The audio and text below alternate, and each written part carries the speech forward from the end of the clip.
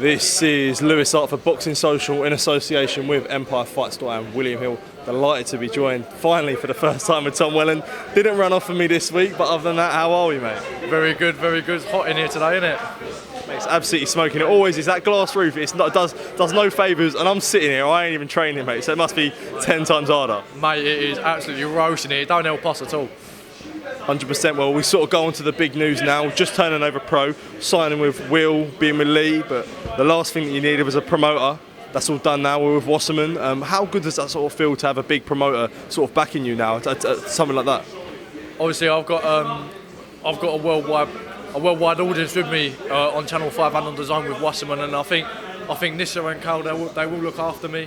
And I think that I do think that they could make me a star. If I didn't think that, I wouldn't have signed with them. And obviously, from the reports that I've heard, they work very well with their boxers. And from what I've seen with people like Harlem Eubank, Chris Eubank, Matty Harris, and people like that, they have made them into stars. And I do believe that they can do the same with me. So I've got all my faith in them, and it's nice to know that I've got a big promoter backing me. And when you look at it now, since you've turned over pro, or since turning over pro from the amateurs after the Haringey Box Cup, is it good now that sort of, in a way, you've been around this gym for a while, you've already sort of experienced what it's like to be in the pro ranks, you've been around so many guys already in this gym sort of even before you turned pro, so now you've turned over pro, you're in such a good stead to really kick on and push forward, even sort of at a young age? Yeah, definitely. I mean, even when I was boxing amateur, I was still training out of edge when I could, sort of twice, 3 times a week, with the pros, with the unlicensed boys, just ticking over while I was an amateur. But that did mean that I was in that pro environment, so the transition of going from amateur to pro, it's not too difficult for me. It's no different for me just taking my vest off, getting into a pro ring. Do you know what I mean? So obviously smaller gloves, but it's not really a mad transition. And a lot of people say that my style was suited to the pro, so that as well helps a lot in terms of transitioning. But it's definitely coming on nicely. Me and Will have been grafting hard, and we've been grinding, and it's coming on very nicely. And I do think in the early performances, I will start turning heads and I will draw crowds and I will definitely sell out arenas. And you said there, you mentioned there about having a big broadcaster like Channel 5, not just Channel 5, but it's DAZN as well. When you sort of got that dual broadcast where you could be pushed on such a large audience from the Sauerland, how good is that for someone like you? Where I mean, you've already been on, you've already got good exposure anyway. So now in the pro game, it's going to be even sort of maximised even more. I mean, I don't think you can beat Channel 5 domestically. For domestic boxing, you can't beat it. And for the rest of the world on DAZN, that's what everyone watches it on. So there's so many eyeballs that could potentially be watching me fight. And that's all it is. To make someone a star, you need as much exposure as possible. And them streaming platforms and them broadcasters, you can't beat it. So yeah, very, very delighted with that. One thing, we were talking about sort of going to the Olympic Games of Philippines. Is that still sort of an option for you, or sort of with stuff going on over there? Obviously, it's a different situation at the moment. I can go back. I can do pro-am, so I can go back. If I get a call up from the Philippines, I can go back and do the Olympics if I wish. And I made sure that was in my contract to make sure that I can do that. So I wasn't closing any doors in the Philippines. But obviously, with the situation that's going on with the Olympics and with the Philippines, and I'm effectively there, not the reserve, but I'm like the number 2 because of my age. Right now, I can't be wasting 18 months waiting for the next Olympics. Obviously, for the Olympics, it's not certain either. So it makes sense to come back and start my pro career off. And the fact that I can do pro-am, it did sort of strengthen that argument to come back. And one thing, there's a lot of jeopardy that's going on with the Olympics of potentially being scrapped.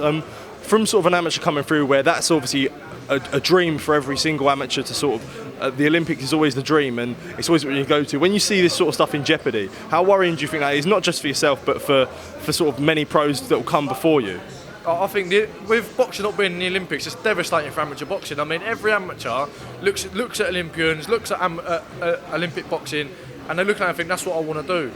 And without the Olympics, there's no drive, there's no hunger to do well as an amateur. So I think it does put a lot of jeopardy in amateur boxing, and I mean, it is very corrupt at the top. It is. People won't like me saying that, but it is very, very corrupt at the top, and it's not for the faint-hearted. It's not for the weak. And if it comes out of amateur boxing, and amateur boxing isn't in the Olympics, it will really. People will start to turn their heads towards more the pro game, and it will hurt amateur boxing. It will hurt the funding. It will just hurt everything, and it's not good at all. Another thing you said, you've got fans from all over the place, sort of having people from the Philippines reaching out to you. We sort of saw that documentary made by you that got seen by loads of people that was really good. Having that such a worldwide audience already when you've not even had a pro debut, how special was that for you? Oh, it's incredible. I mean, you can't.